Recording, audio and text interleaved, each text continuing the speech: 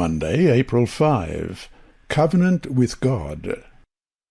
Genesis chapter 6 verse 18 reads, "But with thee will I establish my covenant, and thou shalt come into the ark, thou and thy sons and thy wife and thy sons' wives with thee."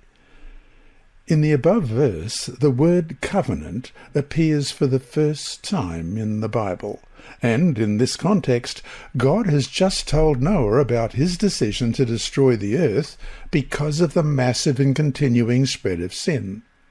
Though this destruction will come in a worldwide flood, God is not forsaking the world he created. He continues to offer the covenant relationship first set in operation after the fall.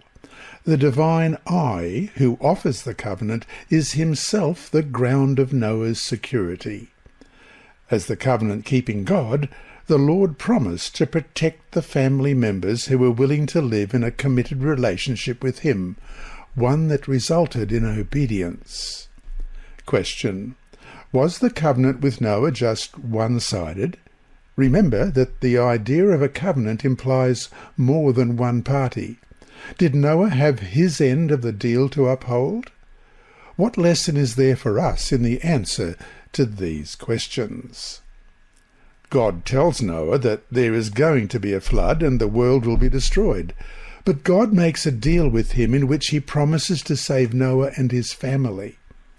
Thus the stakes were quite high, because if God did not uphold his end of the promise, then no matter what Noah did, he would be wiped out with the rest of the world. God said he would make a covenant with Noah. The word itself implies an intention to honour what one says one will do.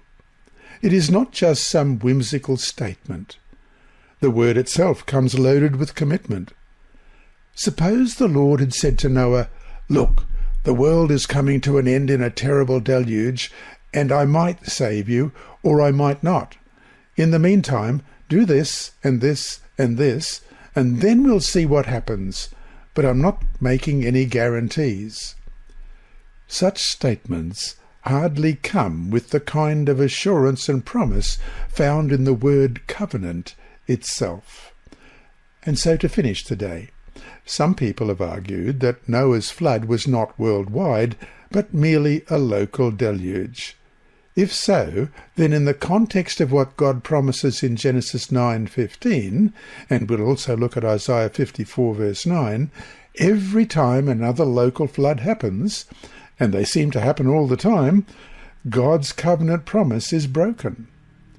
Let's have a look at Genesis 9:15, "And I will remember my covenant which is between me and you and every living creature of all flesh.